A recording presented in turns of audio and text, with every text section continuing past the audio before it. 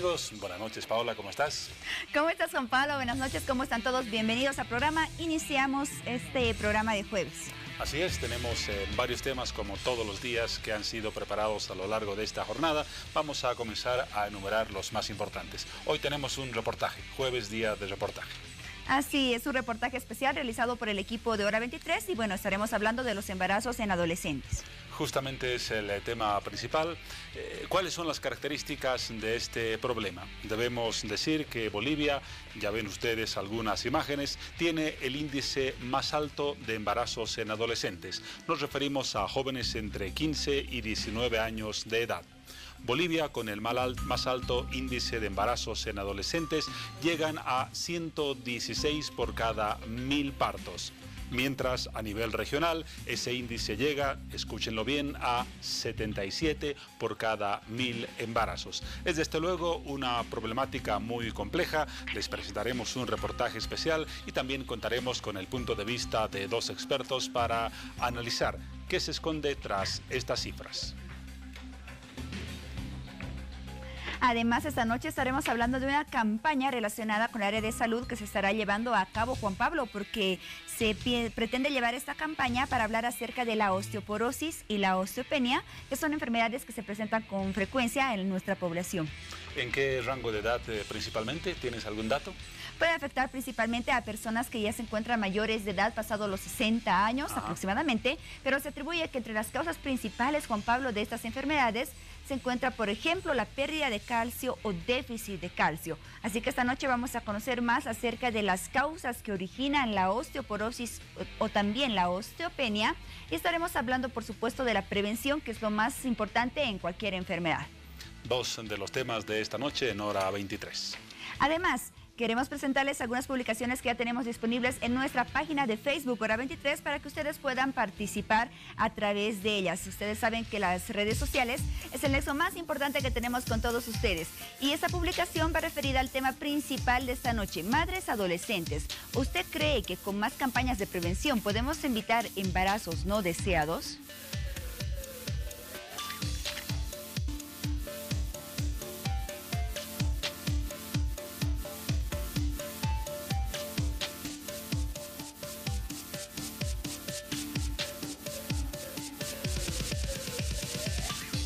Son las 22 horas con 54 minutos. En 6 minutos serán las 23 horas en todo el país. Comenzamos a desarrollar los temas de esta jornada, jueves en Hora 23. Además de los que les mencionamos al inicio de nuestro programa, también nos vamos a ocupar, y en los próximos minutos, de aquel vinculado con las cumbres regionales de salud. Como ustedes conocen, desde hace varios días en las principales capitales departamentales del país se vienen desarrollando encuentros de salud con los involucrados en la problemática del sector, salvo los colegios médicos, con el fin de definir orientaciones, políticas, sugerencias, estrategias y acciones para mejorar integralmente la calidad de los servicios de salud pública en el país. A esta hora de la jornada estamos en contacto con Santa Cruz, los estudios de Bolivisión en la capital oriental, donde se encuentra el viceministro de Salud Álvaro Terrazas. Con él vamos a conversar en los próximos instantes del tema que acabo de mencionar.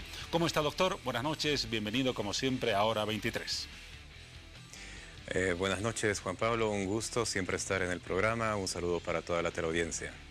¿Qué nos puede contar de novedades respecto a la Cumbre Departamental de Salud en la ciudad de Santa Cruz? ¿Con qué elementos ha aportado al debate que ya se generó en otras capitales en las anteriores semanas? Bueno, en este primer día hemos tenido la participación de 983 acreditados. En el lanzamiento inicial tenemos más de 1.800 personas. Estamos teniendo ahora unas mesas que están teniendo conclusiones muy similares con el resto del país. Esto dado porque la problemática es similar en todo el país y el análisis también va por el mismo camino y las conclusiones también se asemejan. Es importante también aclarar para todas las personas de que cuando estamos nosotros hablando de los encuentros de salud y tenemos que hablar sobre la situación de la problemática a nivel nacional, tenemos algo en común. Y algo que nos ha puesto de manifiesto que la población en general está expresando su posición y la participación que tenemos de las diferentes o los diferentes sectores, para nosotros nos parece de suma importancia decir de que participan la Santa Trinidad o la Santa Triada, que tenemos los administradores de salud, que son los municipios, los niveles departamentales y también el nivel central. Tenemos por otro lado los trabajadores de salud, los que trabajamos en salud, pero sobre todo esto están los que están beneficiándose de la salud, que son la población en general. Cuando hablamos de que la población en general y todo el sistema debe adecuarse para beneficio de esta población y no al revés, ni para beneficio de los administradores ni para beneficio de los trabajadores, estamos cambiando un nuevo enfoque y tenemos que romper paradigmas. El sistema, como sabemos, y también Juan Pablo, usted durante el año pasado han saltado las diferentes necesidades que tiene el sistema de salud. El sistema de salud se ha pervertido. El sistema de salud ha entrado en una fase decadente de mercantilización, una fase en la que ya incluso los escasos recursos que puedan llegar en algunos establecimientos, unos más que otros, son mal manejados. En ese sentido, estas mesas están determinando no condiciones adversas para el trabajador, valga aclarar eso, como ha circulado ahora ante el nuevo fenómeno de posverdad, se encuentra un fenómeno de que estamos encontrando soluciones que van a proteger al trabajador, pero que también tienen que dar beneficio hacia los usuarios del sistema. Y en esas circunstancias nosotros estamos siempre predispuestos para poder entablar un diálogo, para poder afinar nuestras propuestas con los trabajadores, con los colegios, con los sindicatos, con los que están estado participando, incluso la seguridad social. Ese es el contexto general del tema. Si tuviera que identificar a dos puntos específicos como conclusiones adelantadas de lo que van a ser las finales respecto a lo que ya se ha discutido en las anteriores cumbres de salud y en la cumbre que actualmente se desarrolla en Santa Cruz, ¿cuáles serían esas dos conclusiones? Primero, dar estabilidad y mejora a las condiciones de trabajo. Segundo, también mejorar las condiciones y los procesos administrativos para que estos permitan uso eficiente de los recursos y nos permitan también tener mejor control. No solamente estamos hablando del personal, estamos hablando de los insumos, de los medicamentos, de los procesos, del estado de la infraestructura. Creo que esos dos elementos son los que se han estado replicando en general para todos en todas estas mesas que ya hoy día estamos concluyendo el último departamento. Si esas son dos de las posibles principales conclusiones, ¿cuáles son los retos más inmediatos que se deben cumplir y que se deben ejecutar en el campo de la salud para lo que está esperando a la población, una mejor y mayor atención? Tenemos que reorganizar nuestro sistema de salud. Todos coincidimos en que hay un fraccionamiento del sistema de salud. Tenemos que recuperar la rectoría para tener una administración eficiente. Este es el primer paso. Tenemos que también inyectar recursos. En ese sentido, no podemos inyectar recursos cuando se tiene una mala administración, cuando cerca de un tercio de los recursos que nosotros manejamos se malgastan, caen en un bolsillo hueco. Si nosotros inyectamos en estas circunstancias, en un sistema como el actualmente tenemos, los recursos se dispersan, se malgastan. Por ende, tenemos que afinar los recursos y los procesos administrativos para que cuando estas nuevas inyecciones que el presidente ha comprometido y ya se ha anunciado que son $200 millones anuales inicialmente, que posteriormente cada año se irán aumentando, que también podemos hablar sobre los procesos de implementación paulatina para alcanzar hasta el 100% de todas las coberturas a nivel nacional, tenemos que mejorar los procesos administrativos. Ese sería el siguiente paso para poder hacer. Ahora, permítame añadir este punto más, Juan Pablo. El elemento de la administración de los recursos humanos, tenemos que cambiar también este paradigma del talento humano. Tenemos que mejorar las condiciones, pero también al mejorar condiciones tenemos que mejorar la eficiencia del uso del talento humano. En estas circunstancias tenemos que ir acompañándolo. A la par que mejoramos las condiciones del trabajador, tenemos que ir mejorando también la eficiencia del talento humano. Ahora tenemos recursos humanos, por un lado, en algunas emergencias, por ejemplo, donde el trabajador le pone todo el pecho, todo el hombro al sistema de salud, y está sobreutilizado, tiene sobrecarga de trabajo, pero hay otras áreas en las que no se está utilizando adecuadamente el talento humano, donde está subutilizado o infrautilizado, y en ese sentido tenemos que reubicar. Y ahí hacemos un llamado a todos los trabajadores de salud. Hay voluntad de mejorar las condiciones del trabajo, reconocer el trabajo. No estamos hablando de aumentar horas, pero también tenemos que reconocer de que necesitamos hacer un cambio desde el mismo trabajador para que podamos dar a nuestra población una adecuada atención de salud. Ahora, viceministro, ¿qué se va a hacer específicamente para pasar de las buenas intenciones a los hechos? Porque durante mucho tiempo se ha hablado de los puntos que usted ha mencionado, pero seguimos diariamente constatando en todas las ciudades largas colas para la atención de pacientes, insuficientes espacios en los hospitales públicos, falta de equipamiento y un ambiente que desespera a la población que tiene que recurrir al sistema hospitalario de salud pública. ¿Qué va a pasar? Les reitero la pregunta para que las buenas intenciones se conviertan en hechos concretos. Nuevamente ponemos de manifiesto de que tenemos que mejorar el sistema administrativo y recuperar la rectoría. Cuando se intentó instaurar la autoridad de fiscalización del sistema de salud, se encontró un paradigma y una ironía en el sistema. De que, por ejemplo, no podíamos sancionar a un establecimiento de salud, no podíamos sancionar a los trabajadores o los administradores de salud cuando implicaban alguna falta o algún elemento administrativo que merecía algún tipo de corrección. En esas circunstancias nosotros hemos establecido de que es necesario recuperar rectoría, pero no para esto, sino para mejorar los sistemas administrativos, para mejorar el uso de los recursos. Recuerdo, y lo repito esto siempre, Juan Pablo, cerca de 30% de los recursos que actualmente se están utilizando en el sistema público se malgastan, desde el desperdicio de los recursos y de los insumos. Nos decían de que existe un excesivo control, 20 niveles de control para los trabajadores o para el tema administrativo, pero son 20 niveles, si es que existieron los 20 niveles, ineficientes, inefectivos. Ahora, ese es por un lado. Por otro lado, se ha comprometido, repito, los $200 millones para favorecer a los establecimientos de salud, para mejorar las condiciones de trabajo, reconocer las horas y las especialidades y las subespecialidades, para contratar o para generar mayor creación de ítems. Ese es un elemento palpable, si es que estamos hablando, pero también tenemos que ir hacia otro elemento importante. Todas las mesas actualmente es un elemento transversal, la calidad de atención.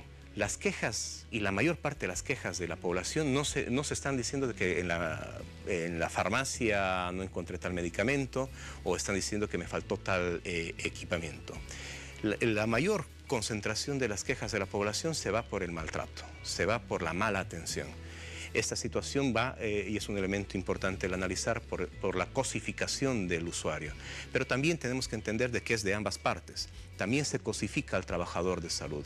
El trabajador de salud termina siendo un elemento más. Por eso cuando hablábamos de romper paradigmas, estamos hablando de que el trabajador de salud y del recurso humano lo estamos viendo como si fuera un elemento más, un engranaje, un tornillo más en el sistema. Y cuando hablamos del paciente pareciera como si fuera un auto que ingresa a un taller y lo tratamos como un objeto.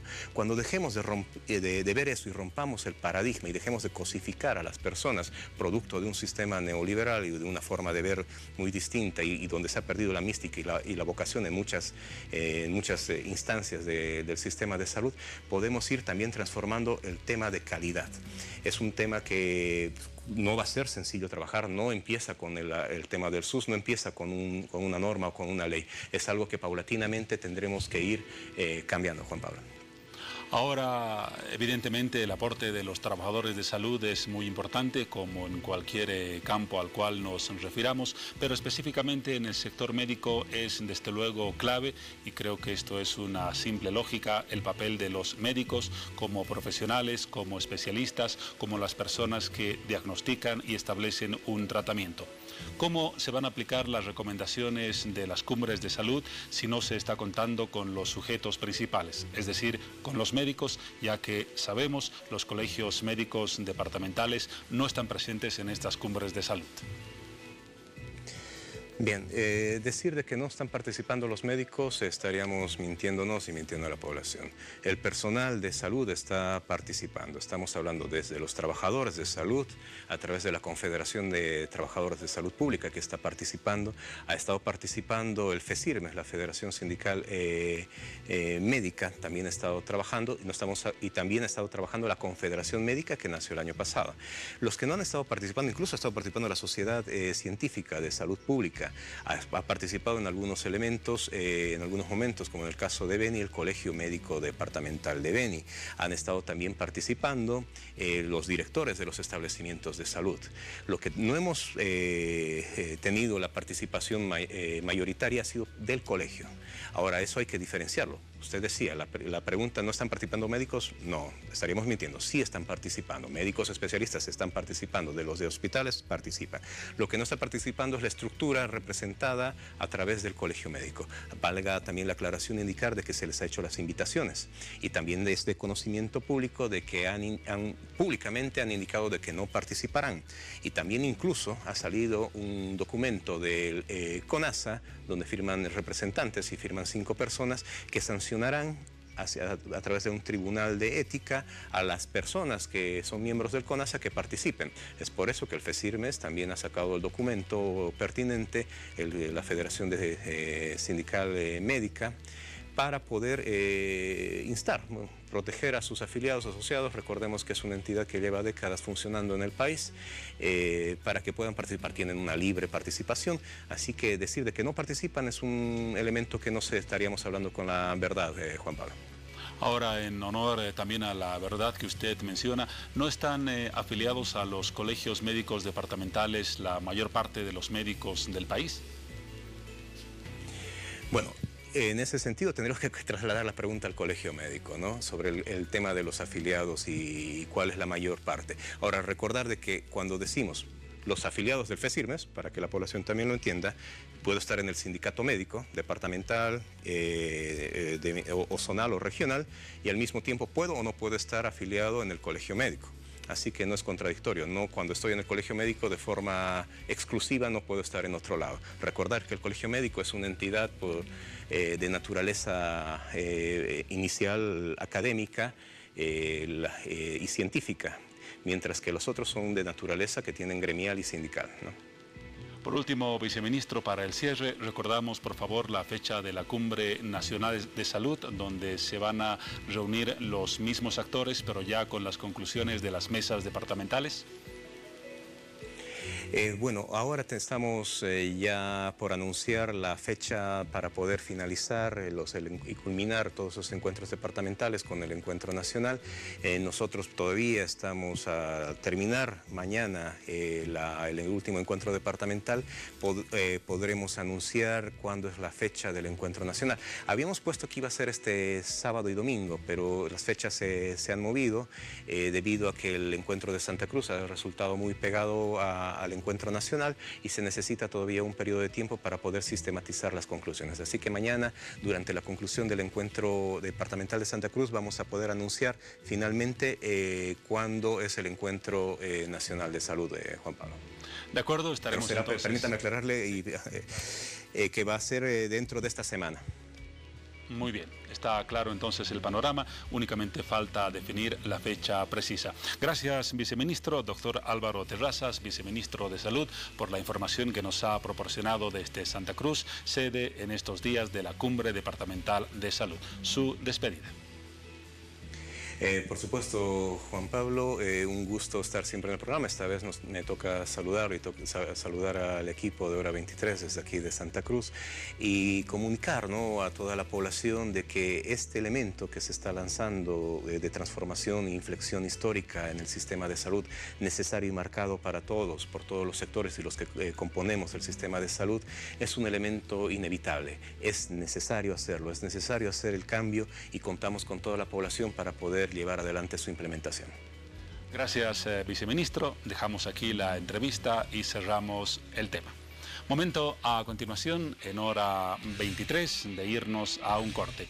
Luego, el tema que les anunciamos al principio del programa, Bolivia con la más alta tasa de nacimientos en mujeres adolescentes. Un índice que esconde una realidad compleja. Vamos a intentar desentrañarla a través de un reportaje y también a través del punto de vista de especialistas. Unos minutos y estamos con ese tema.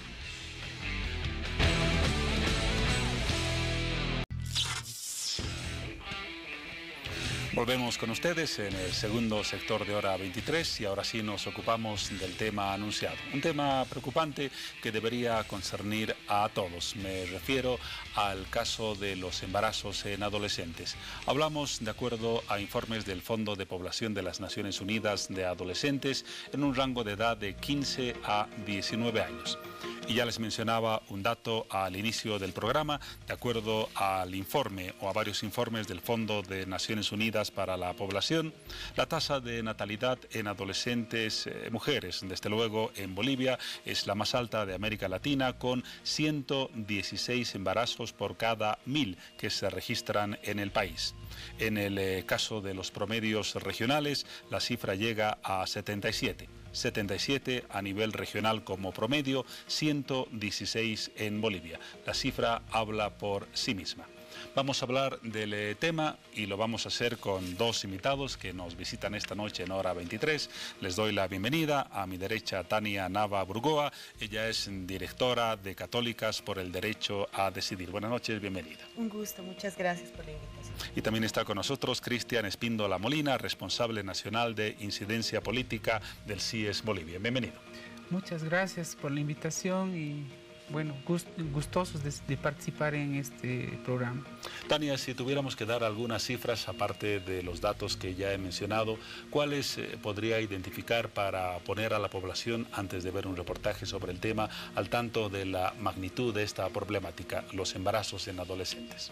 Bueno, yo creo que en realidad una que nos tiene que movilizar es aquella que nos indica que son 246 embarazos por día que se tiene en Bolivia, 246 adolescentes, mujeres y hombres están asumiendo por día esta problemática que por supuesto tiene que salir del ámbito de lo privado y posicionarse dentro de lo que es una agenda pública para movilizar justamente no solamente al gobierno nacional, sino también a los gobiernos subnacionales y a la ciudadanía en su conjunto. Un dato importante, la cifra mencionada. Respecto a este panorama, mencionaba Tania que debería incorporarse el tema a las políticas públicas. ¿Hemos llegado a ese punto o todavía hay debilidades en tratar este tema como parte de una gestión integral? Bueno, diríamos que Bolivia se caracteriza por tener políticas públicas, normas, leyes.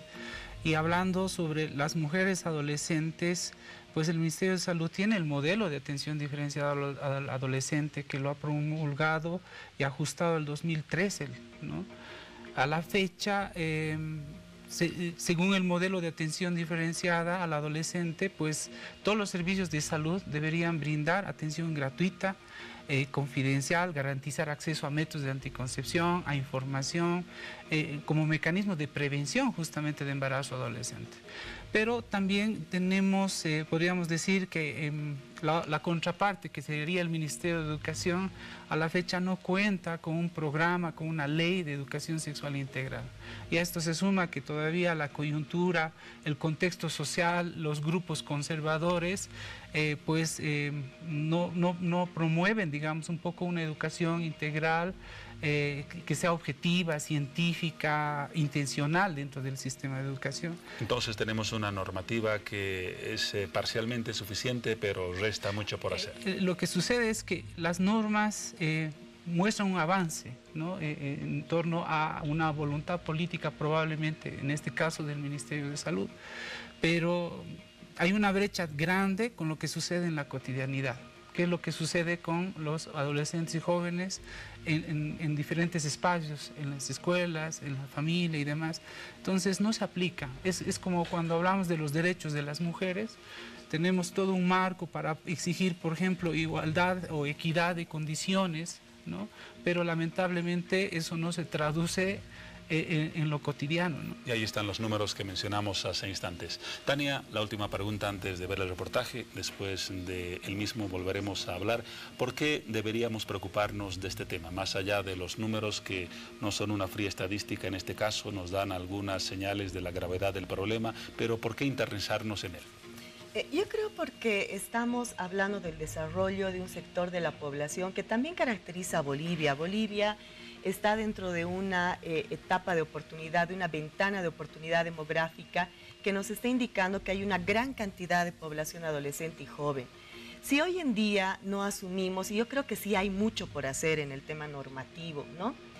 Si hoy en día no asumimos el hecho de que muchas mujeres y hombres en la adolescencia no están pensando, por ejemplo, en esta posibilidad de armar su plan de vida, de generar una perspectiva hacia futuro, por supuesto esto no solamente va a afectar su cotidianidad, su vida en el espacio privado, sino sobre todo lo que pueda en adelante crecer Bolivia en un marco integral. Entonces hablemos con los jóvenes de lo que es el plan de vida, de la forma en la que realmente se puede vivir una sexualidad placentera, una sexualidad responsable. Pero yo creo que este inicio de sexualidad, como es en el caso de Bolivia, si está iniciando hoy en día entre los 11 y 12 años, en adelante, por supuesto, la única problemática que tenemos ahora, la más álgida, no va a ser únicamente la del embarazo adolescente, sino también de otros problemas que tienen una relación con lo que son los derechos sexuales y derechos reproductivos, que si bien están reconocidos dentro de la Constitución, pero hoy en día no contamos como país con una ley o con una política de carácter serio, donde realmente existe un presupuesto adecuado,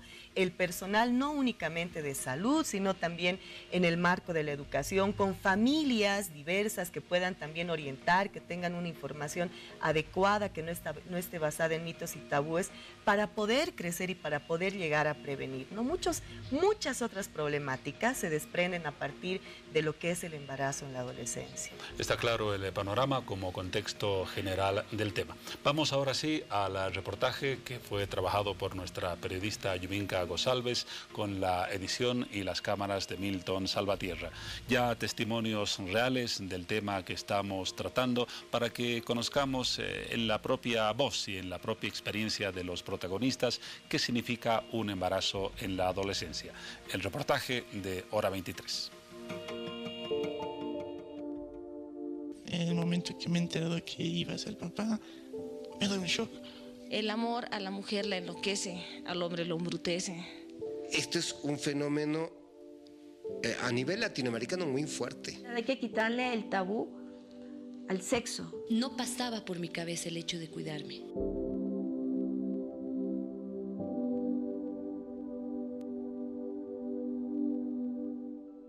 Bueno, este es el centro denominado AIDA, que significa Atención Integral Diferenciada para Adolescentes y Jóvenes.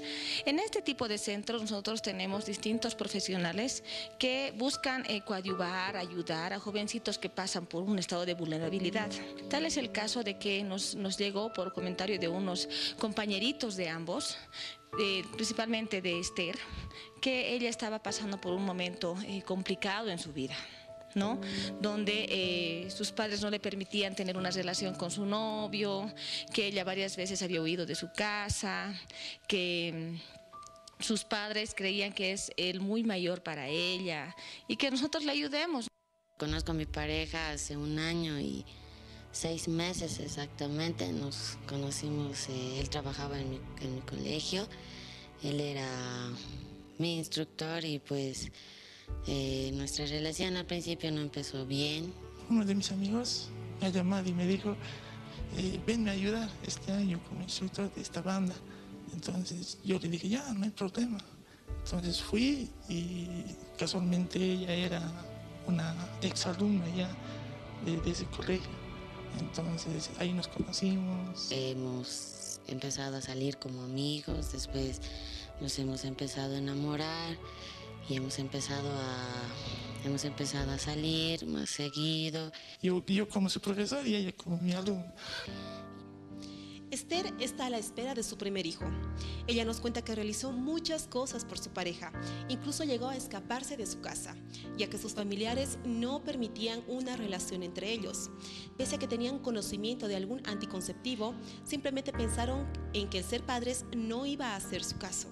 Así como Esther, existen bastantes casos de mujeres y hombres adolescentes que llegan a enamorarse y cometen cualquier tipo de acto que le demuestre a la otra persona el amor que sienten.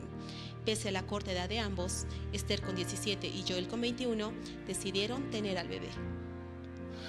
Yo ya quería ser una persona independiente, ya quería estar con él, quería casarme con él, pero mis papás no me dejaban. Nos enteramos que ya se habían casado, ¿no? Después de que ellos habían luchado tanto por ese amor, habían huido de sus papás, habían luchado contra viento y marea, hasta que por fin se dio su sueño de ambos, ¿no? Yo me escapé en 3 oportunidades con él y bueno, la primera y la segunda sí estaba con él, me iba a la casa de él. Yo pensaba que estaba haciendo algo mal, algo que no debía hacer, pero hay veces cuando te enamoras tan profundamente, lo único que importa es que ella esté bien. Pero bueno, al final esas cosas se han hecho por ella y bueno, al final estamos juntos, vivimos juntos. Que pueden estar en una relación de pareja estable, ¿sí? Deseada, pero que por falta de información no tenía previsto tener un hijo en ese momento, que tenía proyectos de vida como terminar sus estudios y poderse incursionar, digamos, en el ámbito laboral. Bueno, nos dijeron que están embarazados. Yo he sentido mucho, la verdad, mucho miedo y ese momento se te ha venido varias cosas en la mente de cómo criar, cómo lo vas a criar, cómo lo vas a mantener. Y la principal, cómo les vas a decir a tus papás. Para una adolescente es sumamente choqueante saber que está embarazada, es decir, se le acaba el mundo.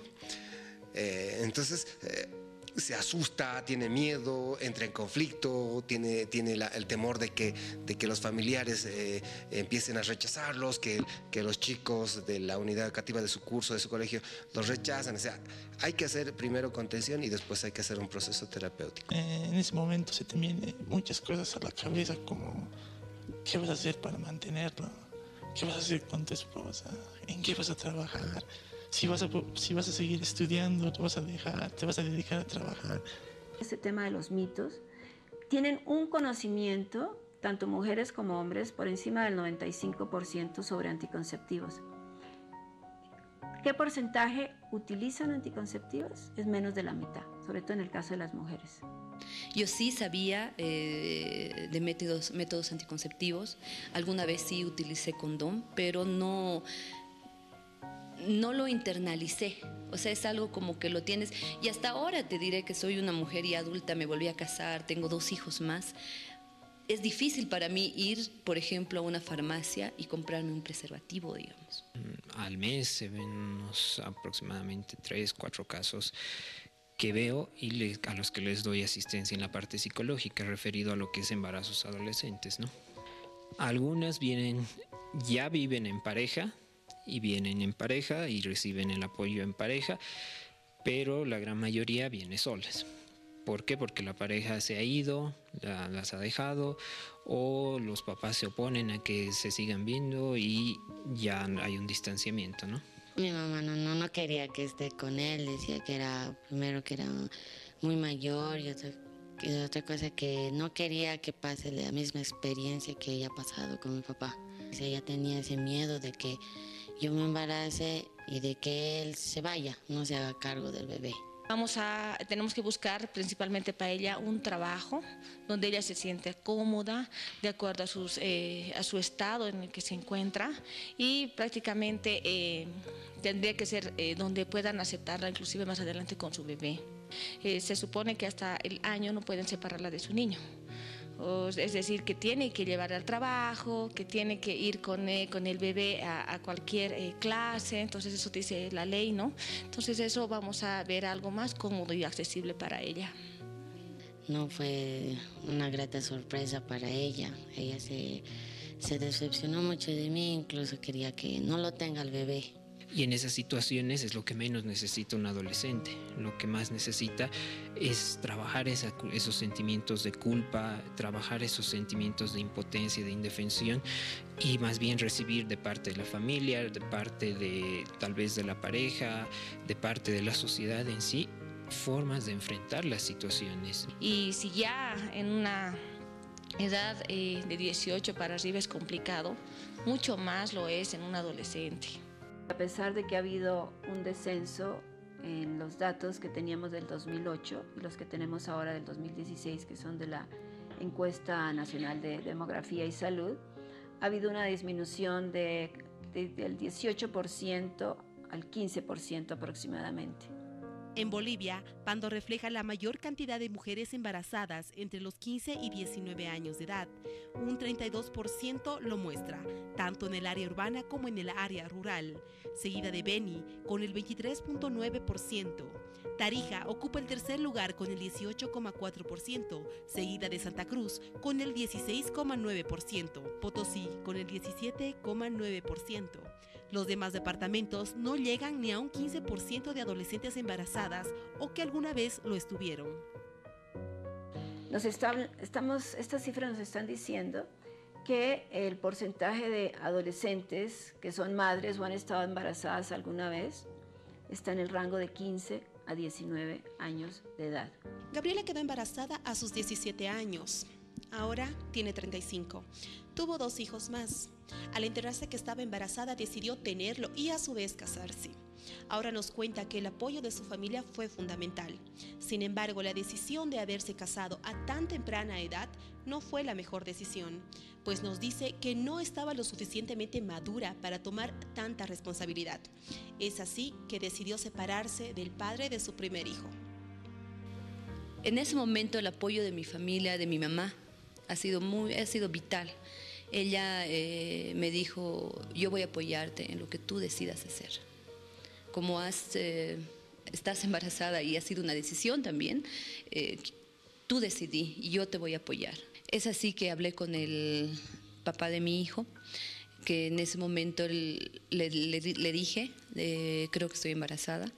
Y él me dijo, sí estás. Y él me acompañó a hacerme la prueba de embarazo. Fuimos a un lugar por la Higuino. Y cuando yo recibo el resultado positivo, ha sido un shock para mí. Y en ese momento los del lugar, que era como una clínica, como algo así, inclusive ofrecieron resolverme el problema, ¿no? Con esas palabras. Yo llegué a casa y como todas las noches mi mamá la pregunta, ¿no? ¿Y ya te ha venido tu periodo? Y yo le dije no, y estarás embarazada, y yo le respondí, sí, mamá, estoy embarazada. El riesgo de tener bebés a temprana edad, una de las presiones sociales es que te empuja pues la familia, no, ya tienes tu guagua, tienes que juntarte. Ese fue el detonante, ¿no? Que nos orilló a que nos casáramos. Como te digo, en realidad nosotros ya habíamos terminado en ese momento. Cuando yo me enteré que estaba embarazada, no seguíamos una relación. Y ahí, como viven juntos, el riesgo es el segundo embarazo. Es decir, 16 años el primer bebé, 17, 18 ya viene el segundo bebé. Entonces, son todavía adolescentes. Para el sistema de salud se considera adolescente alguien menor de 19 años. Entonces, son adolescentes aún. No es una problemática solamente que se vive en Bolivia. Es una problemática a nivel de toda la región de América Latina y el Caribe. A nivel latinoamericano y el Caribe, Bolivia se ubica en el grupo de países con mayor tasa de fecundidad en la adolescencia, ubicándose en el 4º lugar después de Nicaragua, Guatemala y Ecuador, seguida de Brasil, Argentina, México, Paraguay, Uruguay, Perú, Chile, Cuba, Haití, Estados Unidos y por último, Canadá. El sentimiento que tengo yo por el bebé es muy grande, pero también hay muchos sentimientos encontrados. También se encuentra el miedo, tal vez a veces la desesperación cuando algo no está bien. Lo veo, ¿no? Como que nos va a unir, porque ella está tan ansiosa, yo también estoy tan feliz. Los dos estamos felices, ansiosos de que ya llegue, de ya tenerlo en los brazos. Entonces, supongo, ¿no?, que nos va a unir. No, con mi pareja estamos casados, ¿no? Y como en cada matrimonio siempre hay problemas, hay discusiones, pero también hay felicidad, hay alegría. Y sí, hemos planeado un futuro, pero tampoco no muy un futuro muy lejano, porque a veces las cosas no se hacen como tú planeas siempre. En el caso de esta pareja, ¿el matrimonio ha llegado a ser por presión social? Sí. Porque, uno, el factor social, el factor socioeconómico presiona a la pareja. O sea, no puedes vos concebir de que un bebé van a ser sin papá, sin mamá. Los mismos papás, las mismas mamás suelen hacer esto. O sea, es presión social también, es inevitable. No podemos nosotros controlar esto. O sea, ellos no se hubieran casado si no hubieran tenido al bebé. Sí. Un matrimonio, y si además agregas 1, 2, 3 hijos a una edad temprana, o esta, por ejemplo, donde están concentrados mayormente los embarazos entre 15 y 19 años, un matrimonio no es la solución. Yo en ese momento decidí tenerlo y casarme.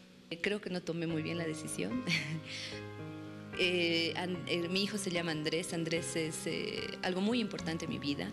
Jamás me voy a arrepentir de haber tomado la decisión de tenerlo. Pero creo que el casarme no estaba preparada, y creo que el papá de Andrés tampoco estaba preparado. No ha sido un matrimonio que no ha durado mucho. Ha sido un matrimonio con altas y bajas y... Claro, porque ambos éramos inexpertos, a pesar de que el papá de Andrés me llevaba alrededor de 7 años.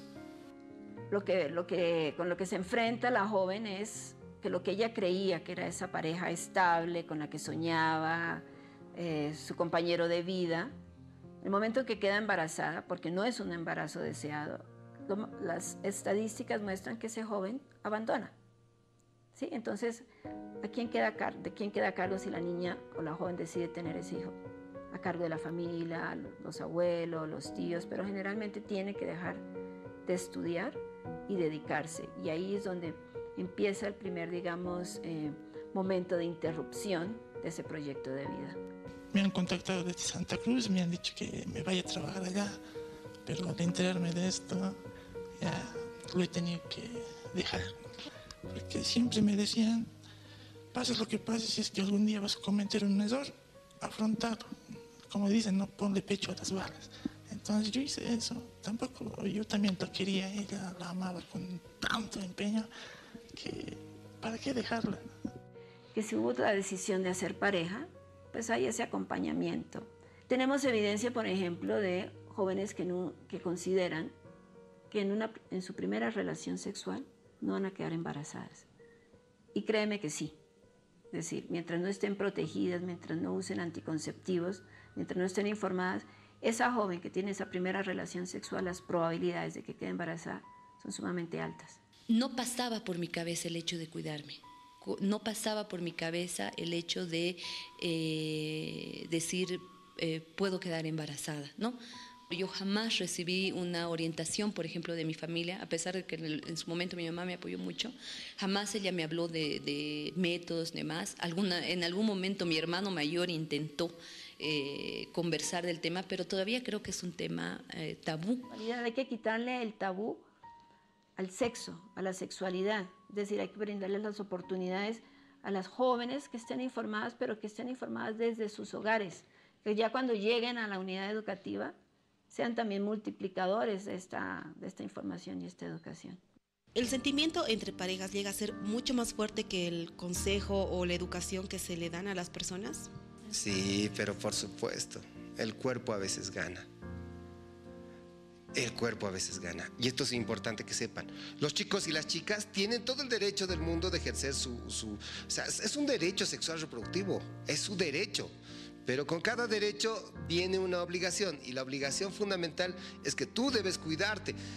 ellos dicen, oye, nunca he escuchado eso de las obligaciones. La primera obligación que tienes como adolescente es cuidar la vida, está en la Constitución, el cuidar la vida. Si tú estás embarazándote, a la chica sobre todo, a temprana edad, tú estás arriesgando tu vida, estás incumpliendo la Constitución política del Estado, estás poniendo en riesgo tu vida, la del bebé. Esto es algo que tienen que saber. Entonces, si tú me dices el matrimonio es la solución, yo te tengo que decir que no. Yo te tengo que decir que tiene que tener oportunidades de estudiar, de trabajar, de crecer, de formarse y de contribuir al desarrollo de su país.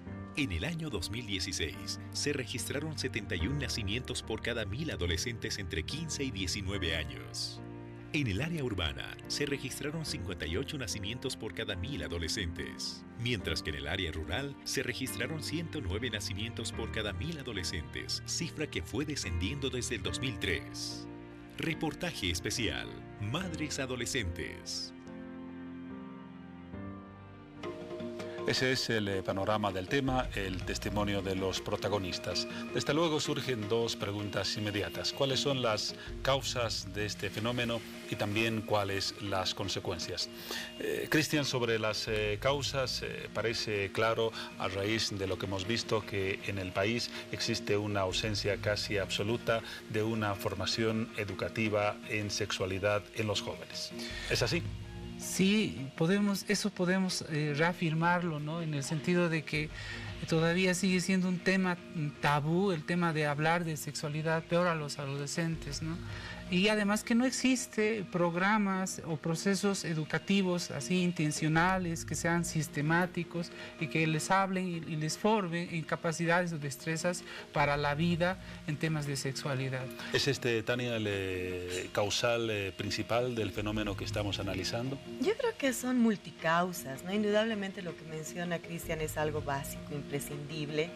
Pero yo creo que las causas son múltiples. En nuestro país, lastimosamente, y más en el área rural, las mujeres y hombres adolescentes, pero también las mujeres y hombres adultos todavía viven su sexualidad a partir de muchos mitos y tabúes, ¿no? Cuestiones que uno no puede llegar, digamos, a entender. Cuando yo comentaba, cuando damos talleres, enterarnos, por ejemplo, de que muchas y muchos de los jóvenes tienen una sexualidad ya a corta edad y que la forma de protegerse nos tramontan a la década de los 70, 80, es algo que no podemos entender. Mucha de la información que ellos reciben, lastimosamente, no es información correcta. Por ende, también otro factor, otra de las causas que yo creo que hay que superar en nuestro país está relacionada íntimamente con el hecho de recibir adecuadamente una educación para la sexualidad, y vamos a seguir dando vueltas sobre el mismo tema porque esta educación para la sexualidad indudablemente no debe iniciarse en el momento de la adolescencia, sino desde la temprana edad, desde cuando tú en la primera infancia a tu hijo o a tu hija le informas sobre las mejores formas de cuidar y que no sean víctimas de violencia sexual, que es otro de los flagelos que también se suman a este tema. Y cuando van creciendo, por supuesto, información que les permita no encontrar en cualquier página de internet cuando ya tienen su primer celular, que ahora es un instrumento de primera necesidad, creo, en la sociedad. Y así, paulatinamente, ir informando acerca de todo aquello que nos puede permitir prevenir la problemática, ¿no? Entonces, Cristian, deberíamos comenzar, resulta casi obvio decirlo, pero no está por demás reiterarlo, comenzar la educación en la familia, el núcleo básico, y luego la responsabilidad del colegio, de los entornos más próximos, de la propia universidad. Sí, en realidad todos somos responsables, ¿no? de iniciar y empezar a hablar de temas de educación sexual integral. El ámbito familiar es un aspecto, digamos, un espacio muy importante para el abordaje, pero lamentablemente existen barreras y brechas generacionales entre el padre, el hijo o el adolescente, y una de las causas también para el embarazo, según muchas investigaciones, es que a veces hay familias que tienen muchos problemas, una situación muy conflictiva, y que incluso adolescentes deciden embarazarse para salir del núcleo familiar. Y esa es una situación que hay que trabajarla, ¿no? ¿Por qué? Porque las familias no están, digamos, no tienen una relación adecuada para el desarrollo o para que favorezca el desarrollo del adolescente principalmente. Está claro entonces que la falta de información es un pilar fundamental que nos está llevando a la situación que estamos describiendo. Sí, no solo información, porque la información, claro, y educación, porque la idea es más bien desarrollar habilidades y destrezas que los adolescentes manejen para tomar decisiones correctas sobre la vida sexual y su vida reproductiva que quieran llevar, y que sea de la mejor manera, ¿no? O sea, nosotros decimos que sea placentera, que sea saludable, porque queremos adolescentes, tanto hombres y mujeres, que tengan proyectos de vida y que ellos tengan, digamos, puedan construir ese proyecto de vida, ¿no? Eso es fundamental. Pero también hay un dato que tenemos que hablar y abordar cuando hablamos de embarazo adolescente. Los embarazos adolescentes no solamente se dan por cuestiones de falta de información o educación, sino que en el ámbito familiar y en el entorno más cercano del adolescente se dan situaciones de violencia sexual. Violencia sexual. Y una de las características y uno de los datos, esa es una causa que contribuye a que haya mayor índice de adolescentes embarazadas, menores de 15 años principalmente. Otro elemento. Ahora, Tania, usted mencionaba en los talleres y actividades que desarrolla su organización, saltan a la luz mitos en los adolescentes sobre las causas de un embarazo, sobre cómo evitarlo. ¿Cuáles son esos mitos que con mayor frecuencia escucha para, desde luego, desvirtuarlos en esta oportunidad? Bueno, desde cuestiones muy simples hasta cuestiones alarmantes. Por ejemplo, el hecho de que lastimosamente en nuestro país, primero, muchas mujeres no saben ni por qué les viene la menstruación, ¿no? Partamos de una cuestión muy elemental sobre la que todavía no hay una información clara, y sobre esta posibilidad, digamos, de entender la sexualidad de manera integral. Una cuestión muy particular y que nos llamó mucho la atención es el hecho de que muchas de nuestras adolescentes bolivianas creen que luego de tener la relación sexual se tienen que realizar, por ejemplo, lavados con Coca-Cola, ¿no? Una cuestión que realmente, ¿no? Como todo mito, una mentira que lastimosamente está originando, que seguramente muchas de las chicas que siguen esta práctica se ven en muchas ocasiones por ahí embarazadas. Piensan que así van a evitar el embarazo. Exactamente, sin así quererlo, ¿no? Hasta cuestiones mucho más antiguas, pero que siguen siendo un mito. Por ejemplo, el hecho de que se considera que no se va a realizar, no se va a producir un embarazo si es que no se realiza la penetración completa, por ejemplo, en el acto sexual. Y otras cuestiones que tienen también, por supuesto, un asidero en mitos relativos a una sexualidad placentera y sana. Por ejemplo, el hecho de que, y esto nos pasó en una entrevista de radio, cuando llamaban adolescentes hombres y nos decían que si, por ejemplo, sobre temas de sexualidad, la masturbación les iba a producir que salgan pelos en la mano, cuestiones así que rayan seguramente ya para un adulto en la ridiculez, pero que en el momento cuando uno fue adolescente lo escuchábamos ya hace muchísimos años atrás y que lastimosamente en la actualidad esto se está repitiendo. Yo quisiera poner énfasis en un aspecto prioritario, y es el hecho de que en materia de derechos humanos, si bien todas y todos tenemos una obligación sobre este tema, es el Estado en sus 3 niveles de gobierno los que deben hacer algo. Hasta el momento, un solo municipio a nivel nacional cuenta con una política de prevención del embarazo adolescente, y es el municipio de Tarija.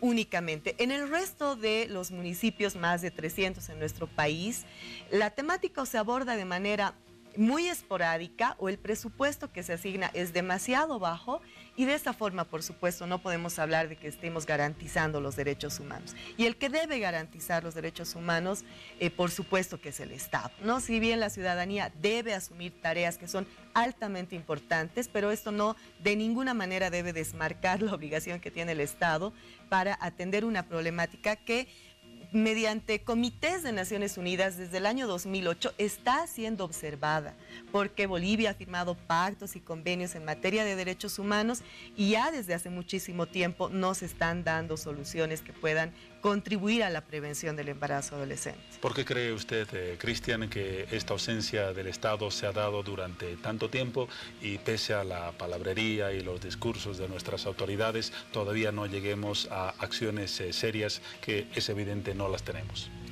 Bueno, yo por lo menos pienso que es falta de voluntad política, porque la voluntad política se traduce justamente en presupuestos. porque una ley que no cuenta con presupuestos es una ley que no sirve para nada.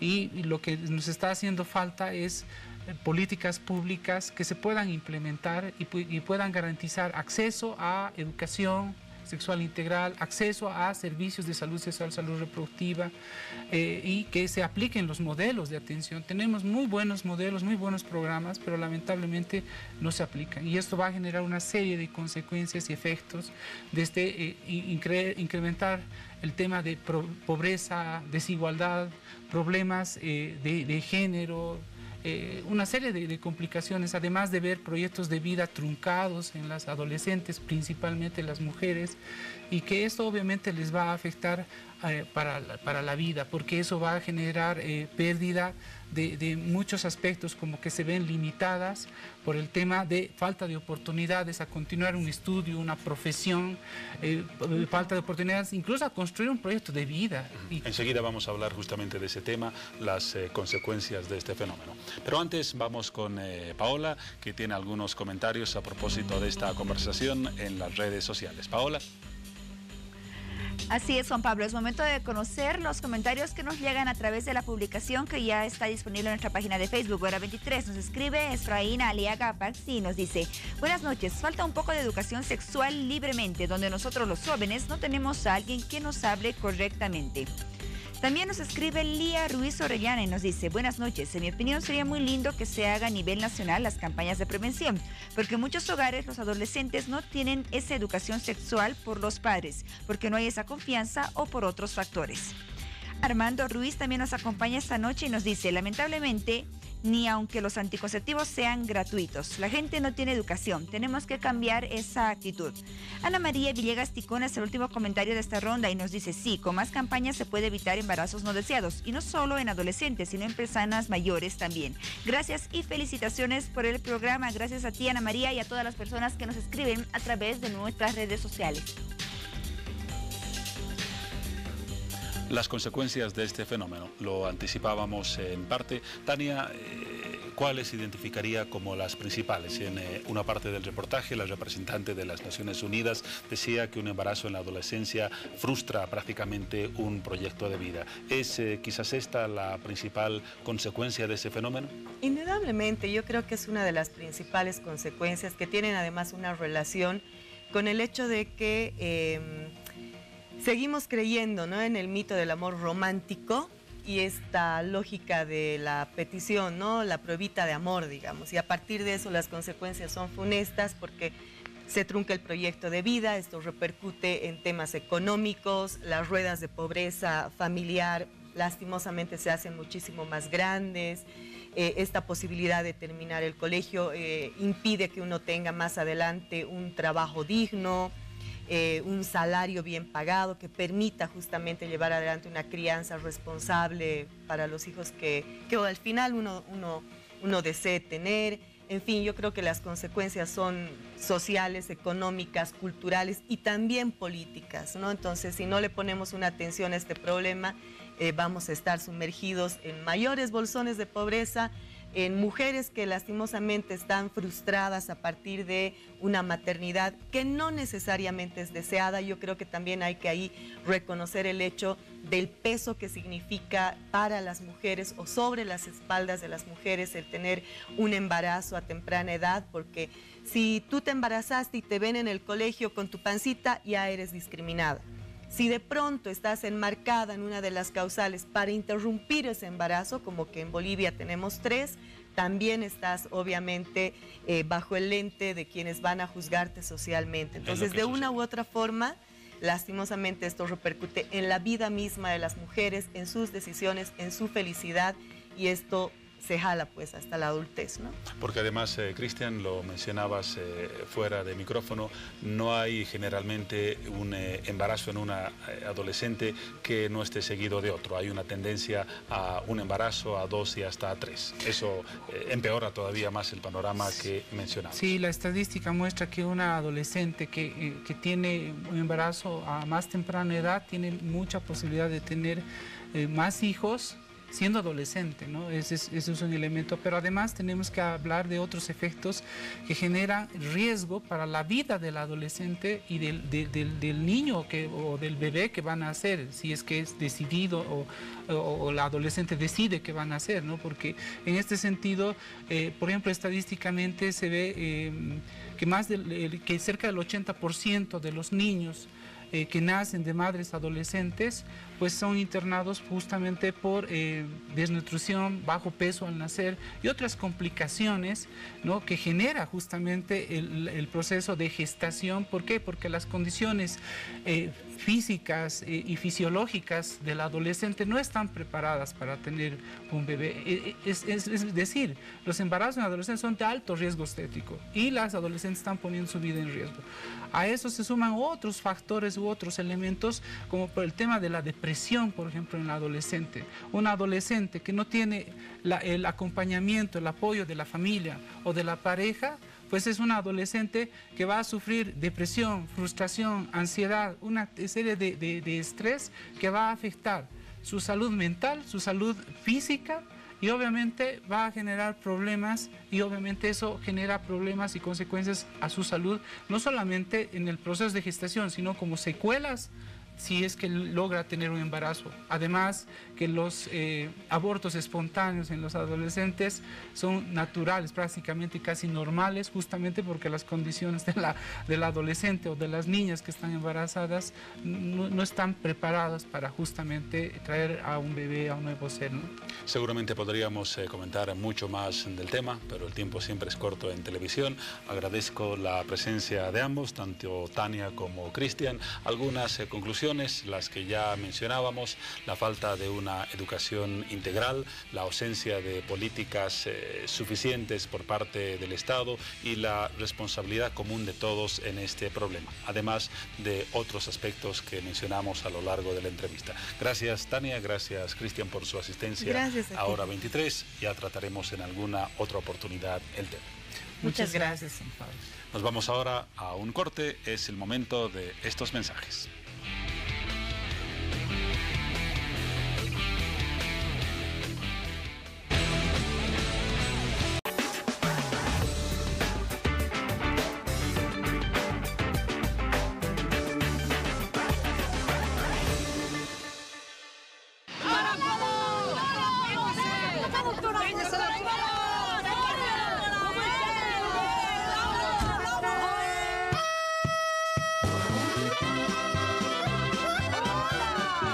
Doctora Ana María Polo llega con nuevos capítulos, nuevos casos y aún más cerca de la gente.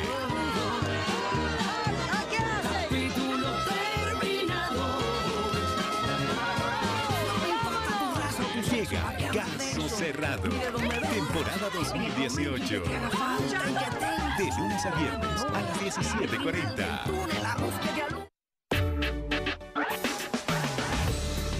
Estamos viendo Hora 23.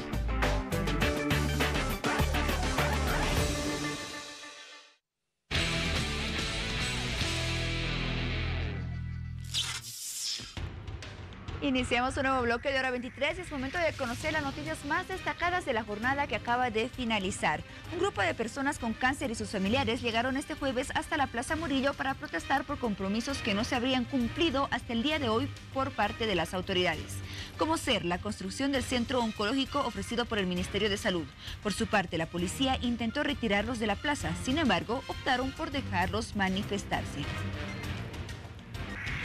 Por otra parte, el dirigente de la Asociación Departamental de los Productores de Coca, Franklin Gutiérrez, aseguró este jueves que se encuentra recluido por intentar postularse como candidato presidencial en las elecciones del 2019. El dirigente hizo estas declaraciones al presentarse a una audiencia en la que se debería tratar su pedido de cesación a la detención preventiva y la que fue suspendida.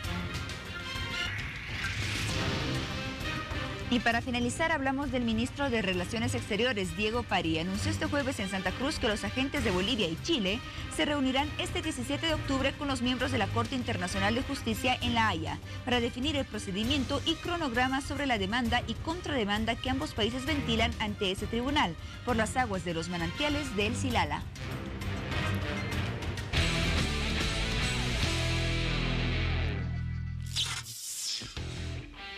Son las 0:03. Nos ocupamos ahora de política. Y en la política, en los últimos días, desde luego, el hecho central ha sido el que se ha registrado esta semana cuando, al conmemorarse los 36 años de la recuperación del sistema democrático, se realizaron manifestaciones en el país con dos bandos. El oficialismo, que planteó la defensa del proceso de cambio, la oposición con el eslogan del 21F, ambos en la perspectiva de lo que va a ser el año electoral del 2019.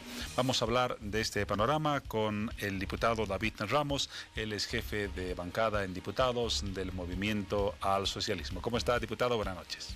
Muchas gracias, muy buenas noches. Respecto a las movilizaciones de las últimas horas, en el caso de las que correspondieron al oficialismo, se cuestionó en parte que una manifestación para recordar 36 años de vigencia del sistema democrático haya derivado en prácticamente una proclamación del candidato Morales. ¿Por qué se llegó a ese punto? Bueno, lo que hay que aclarar al país, la movilización del día de ayer obedecía en este caso, es recordar los 36 años de recuperación de la democracia. Esta democracia que hoy vivimos es fruto por la lucha, sangre derramada, en este caso la Central Obrera Boliviana, el pueblo organizado que derrotó a las dictaduras en 1982.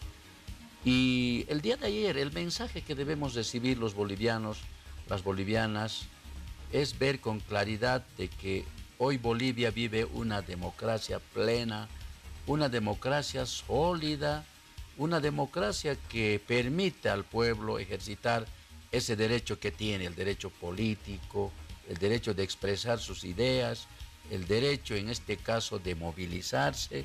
Y bueno, pues eso ha sido el mensaje y quedó atrás. Imagínense que en todo este tiempo la oposición, la derecha, quería hacer ver que Bolivia vivía una dictadura, que Bolivia vivía un totalitarismo, vivía un régimen, esa era la palabra. Y el día de ayer se quedó enterrado definitivamente esa clase de argumentos mentirosos, distorsionadores que manejaba la derecha. Y el día de ayer el mensaje ha sido claro en Bolivia, que nuestra democracia es plena, sólida, y bueno, pues da lugar de que esa clase de posturas han quedado definitivamente fuera de todo contexto. Ahora, a propósito de la democracia, al conmemorarse un hecho como el de esta semana, le consultaba en la primera pregunta, ¿necesariamente tendría que haber derivado en fortalecer o en reiterar el lanzamiento de la candidatura del presidente Morales? ¿No era suficiente destacar los valores democráticos que se han construido en estas más de 3 décadas? Bueno, en todo caso, no vamos a negar, hay que decir con claridad, la primera fuerza política, en este caso el Movimiento al Socialismo, tiene su programa, tiene su visión, tiene su agenda, los 13 pilares fundamentales y sobre todo tiene liderazgo. En este caso es el liderazgo de nuestro compañero y hermano Evo Morales Ayma. Lo que no tiene la oposición. La oposición, si bien hoy perfila, por ejemplo, pero son perfiles improvisados. Imagínense ese acercamiento del expresidente Mesa con el FRI. El FRI, por supuesto, pues que responde directamente a una tendencia que siempre ha estado ligada a la derecha. Imagínense que en 1985 a 1989 el MNS gobernó con el FRI en alianza, cuyo líder histórico, Motete Zamora, era ministro de Trabajo, en las cuales dictaminaron el 21060 que descuartizó Bolivia. Con esta visión no le estamos dando un poco la razón a Carlos Mesa, que dice que el MAS ve el análisis de la situación actual siempre recordando lo que ha pasado antes, cuando hoy la realidad es distinta. Más bien habría que refrescar la memoria, ¿no? Imagínense que el expresidente Carlos Mesa quiere mostrar al país, en este caso, como si fuera una visión nueva, un perfil nuevo. Dice, somos una nueva opción para el país, cuando vemos de que El FRI ya gobernó el 1985 y el MNS, expresidente Carlos Mesa, ha sido vicepresidente de Goni Sánchez de Lozada. Entonces, ¿de qué opción nueva podemos hablar? Más bien representa al pasado, a los 26 años de neoliberalismo, y bueno, pues es una de las falacias que siempre a veces tratan de confundir al pueblo boliviano. ¿Quiénes estarán en el presente? ¿Quiénes corresponderán al pasado? Evo Morales está en política casi 30 años, podría también decirse que es parte del pasado. El que tiene la última palabra es el pueblo, no los calificativos, ni las diatribas, porque el que lo dice, quien pasa al pasado, quien se queda en el presente es el pueblo, el soberano. Entonces, eso es las bondades que tiene la democracia. Y seguramente, pues hoy que estamos trabajando ya a las elecciones primarias, posteriormente ya se trabajará ya para las elecciones generales. En este caso, previstas en octubre del 2019, el que va a definir en este caso quién pasa al pasado y quién marcha hacia el presente, por supuesto que es el soberano, el pueblo. En este caso, el primer protagonista de la democracia que vivimos actualmente los bolivianos, por supuesto que es el pueblo. Por tanto, esa clase de conjeturas, como lo ha hecho el expresidente, no corresponde. El que tiene la última palabra es el pueblo, pues por ahí el pueblo decide que este proceso de cambio continúe. En este caso, dirigiendo la nave del Estado, será decisión soberana del pueblo. Entonces, eso nosotros queremos decir con claridad, se lo atribuimos esa decisión al pueblo. Hoy las corrientes políticas, las organizaciones políticas, lo que debemos hacer es ofrecer, conquistar al pueblo, honestamente.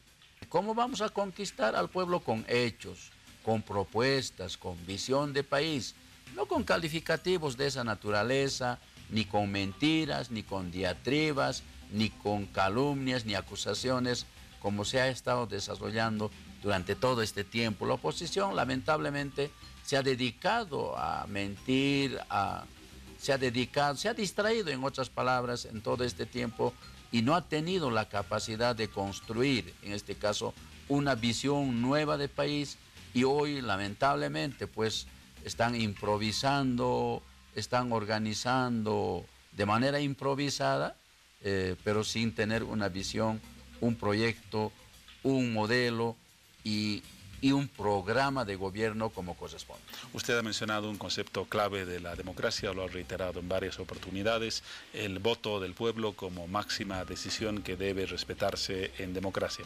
Pero podría decirse, y ya muchas veces se lo ha mencionado, ¿por qué no se aplicó ese mismo criterio en el gobierno y en el MAS para reconocer la victoria del no en el 21 de febrero? Hay que aclarar al país las distorsiones que han hecho durante todo este tiempo.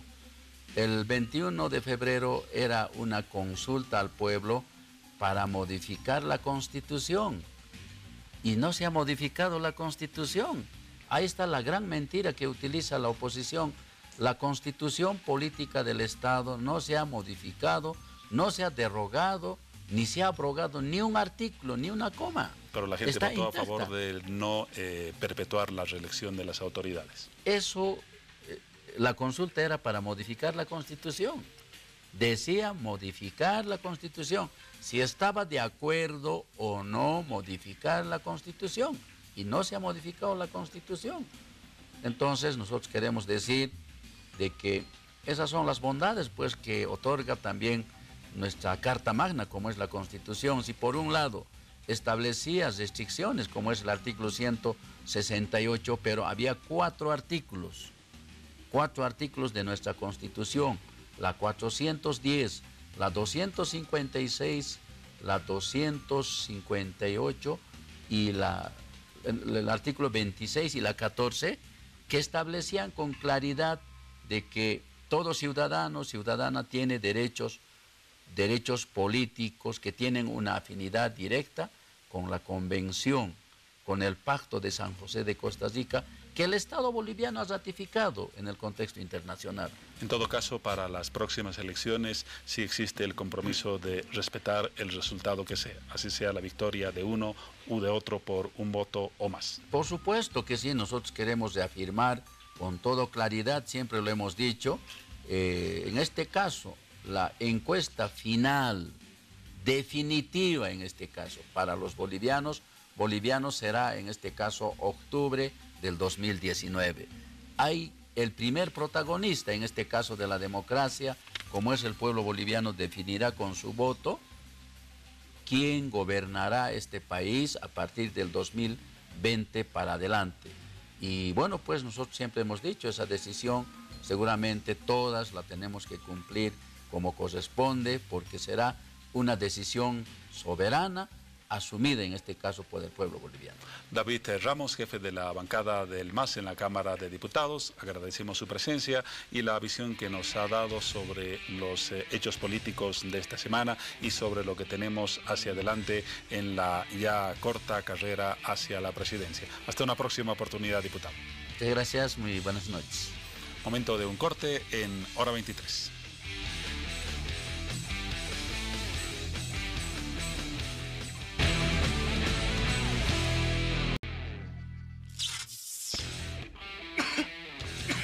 En este bloque de Hora 23 hablamos de la osteoporosis y de la osteopenia, enfermedades que tienen un avance que puede ser tal vez agresivo, tal vez es un avance lento, es progresivo, es bastante rápido. Tenemos muchas dudas acerca de estas enfermedades que vamos a despejarlas esta noche, con el objetivo de la prevención, que es lo más importante sin duda. Y justamente por ello es que se lleva a cabo una campaña de prevención para conocer más acerca de la osteoporosis y la osteopenia y que estas puedan ser detectadas a tiempo. Vamos a conocer también de ello al respecto en los próximos minutos y lo hacemos con el doctor Oliver de Río Valdivia, médico cirujano y médico del doctor. Doctor, bienvenido a Hora 23, qué gusto. Muy buenas noches, bueno, gracias por el espacio. Y sí, bueno, el centro médico está organizando una campaña de detección y prevención de lo que es la osteoporosis, ¿no? Una campaña que se le está llevando ya por cuarto año precisamente, y que bueno, la intención de estas campañas es de la que el paciente pueda acudir a realizarse un estudio a través de una densitometría ósea, ¿no? Que en el medio tiene un costo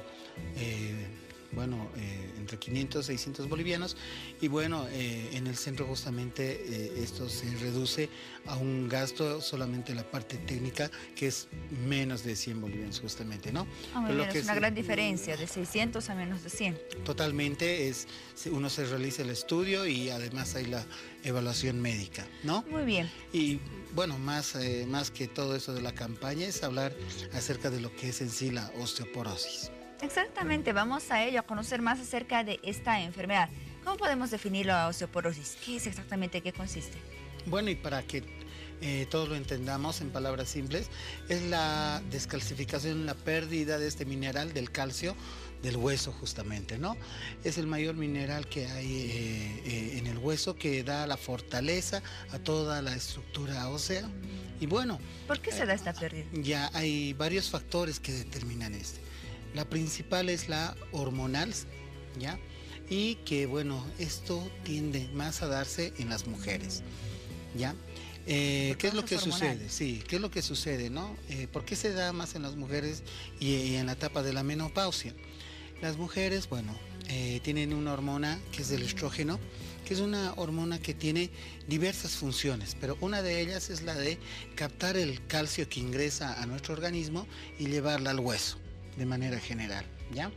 Entonces, cuando nos da en las mujeres la menopausia, esta hormona reduce, ¿no?, en su volumen justamente, por lo tanto la captación del calcio disminuye y el aporte al hueso de la misma manera. Por lo tanto, de esa manera el organismo necesita el calcio para muchas de sus funciones corporales. Y bueno, como ya no hay un aporte adecuado, comienza a sacar el calcio del hueso, de todo lo que hemos ahorrado en vida, y bueno, comenzamos a descalcificarnos y de esa manera el hueso comienza a debilitarse. Bien, usted hablaba de la menopausia como uno de los factores que podría generar esa pérdida de calcio en las mujeres. Hay otros factores también que influyen en el caso de los hombres. La menopausia generalmente se da a partir de los 40 años en una mujer, entonces esa es la etapa en la cual se podría generar lo que es la osteoporosis. Sí, correctamente, ¿no? La menopausia generalmente de los 40 a los 50 años, ¿no?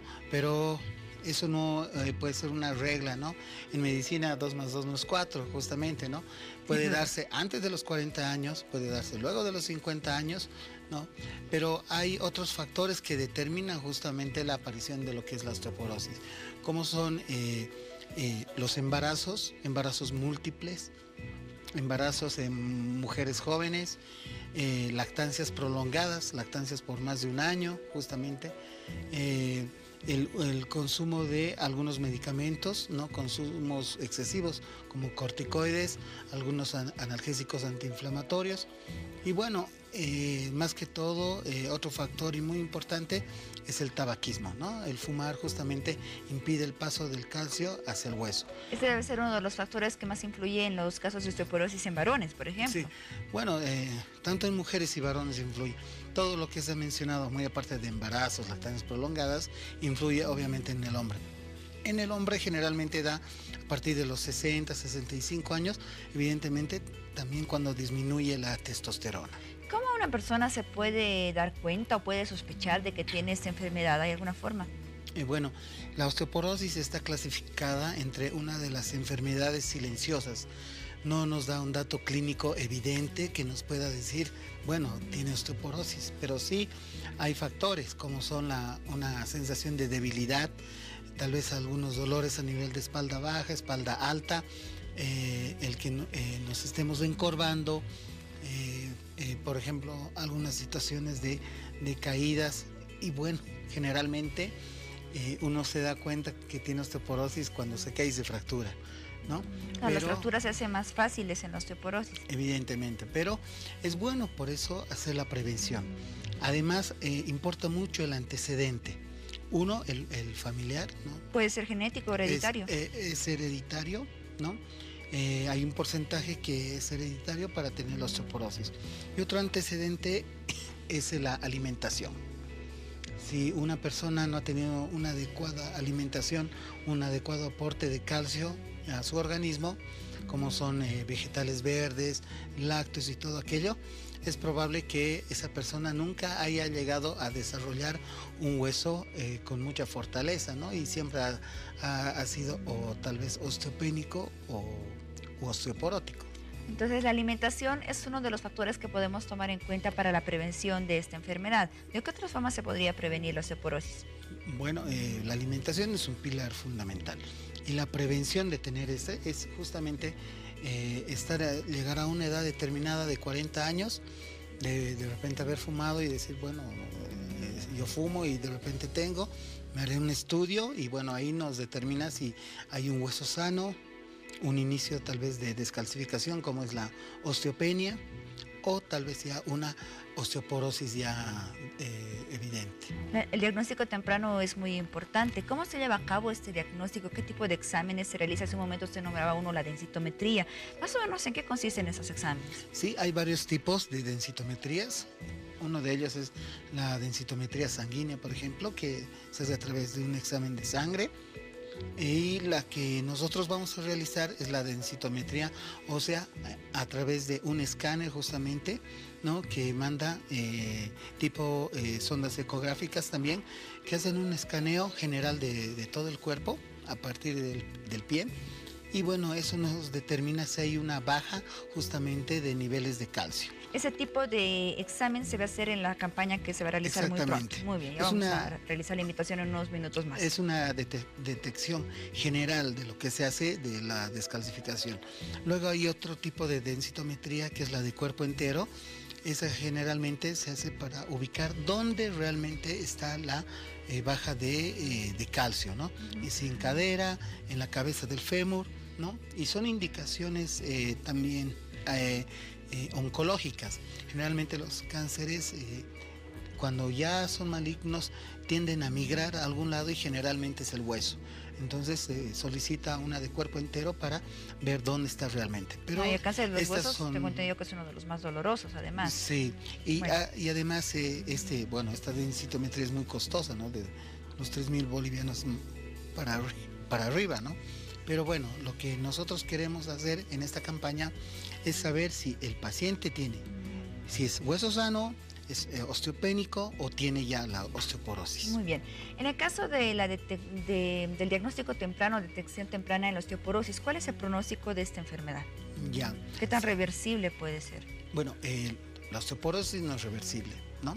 Donde se la detecta, lo que se evita, el tratamiento justamente que se hace es, el objetivo es de enlentecer el progreso de la enfermedad, porque la enfermedad va a seguir avanzando. De repente, pese al tratamiento, va a seguir avanzando, pero de forma lenta, ¿no? Es lo que se quiere. Pero bueno, hay una buena perspectiva de que el paciente pueda estar sano, ¿no? Dependiendo cómo uno detecta el hueso, ¿no? Si está, como te digo, sano, osteopénico, osteoporótico. Entonces, las proyecciones de un paciente con osteoporosis moderada a severa ya son con muchos más cuidados, ¿no? El cómo se debe desplazar en la calle, con cuidados al salir de la ducha, ¿no? El tener osteoporosis moderada o severa aumenta las probabilidades de que en una caída un 95% pueda ser una fractura de hecho. Claro, porque los huesos se van debilitando, entonces las personas que tienen esta enfermedad tienen que tener mucho cuidado de correr esos riesgos, ¿no? De poder resbalarse en algún lugar, en la ducha, como usted mencionaba, que sucede con bastante frecuencia porque son muy susceptibles a las fracturas estos pacientes. Doctor, realicemos la invitación para que las personas puedan formar parte de esta campaña, los lugares donde se pueden dirigir, los horarios, repetimos el costo del diagnóstico de la osteoporosis y algo muy importante, las recomendaciones sobre esta enfermedad. Sí, bueno, mencionar a toda la población, bueno, este estudio normalmente está entre un costo de 500, 600 bolivianos, dependiendo del lugar. Acá se va a realizar con un costo de 80 bolivianos, ya que incluye el costo de la densitometría ósea y la evaluación médica. Esta campaña se está realizando en la avenida Simón Bolívar, número 1825. Es la avenida que va del Estadio a la Camacho.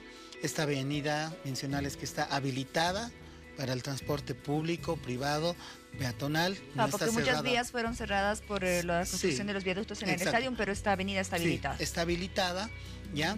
Y se está realizando en los horarios de 9 a 12 y de 3 a 8 de la noche, de lunes a viernes, los días sábados de 9 a 1 de la tarde, ¿ya? Y bueno, para mayores informaciones y los detalles para poder cómo ir justamente, son el 222-7495, que es el número fijo, el 222-7495, y tenemos el celular, que es el 777-93247, que tiene el WhatsApp, ¿no? El 777-93247. Muy bien, perfecto. ¿Se extiende esta campaña hasta qué fecha? Es del 10, bueno, que ya ha pasado, hasta el 20 de octubre. Hasta el 20 de octubre, el tiempo para que usted pueda asistir a esta campaña y bueno, realizarse este diagnóstico de la osteoporosis. No olvide que es muy importante la prevención y el diagnóstico temprano sin duda es de gran ayuda. Doctor Oliver del Río Valdivia, médico cirujano, médico del dolor, gracias por acompañarnos esta noche en Hora 23 y éxito con la campaña. Muchas gracias y bueno. Muy bien, vamos contigo, Juan Pablo.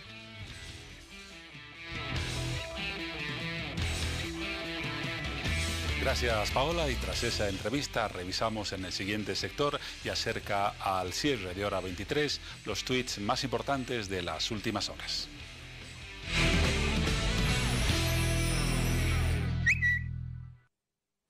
Comenzamos con un tuit del periódico de Santa Cruz, El Deber.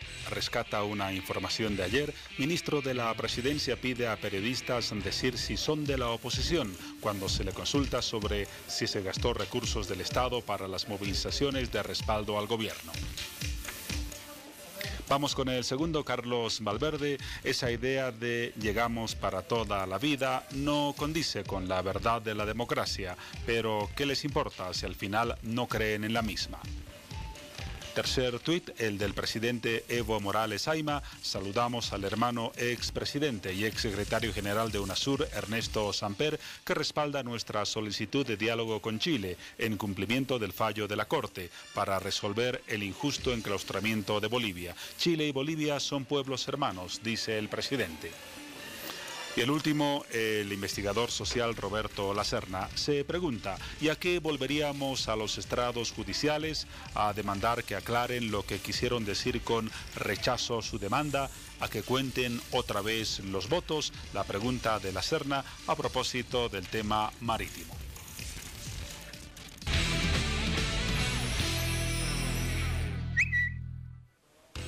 Tras esos tweets, la hora de la despedida. Nos vemos más tarde, en hora 23. Chao, Paola. Adiós, Juan Pablo. Te veo dentro de unas horas, igual que a ustedes, familias bolivianas. Buen descanso.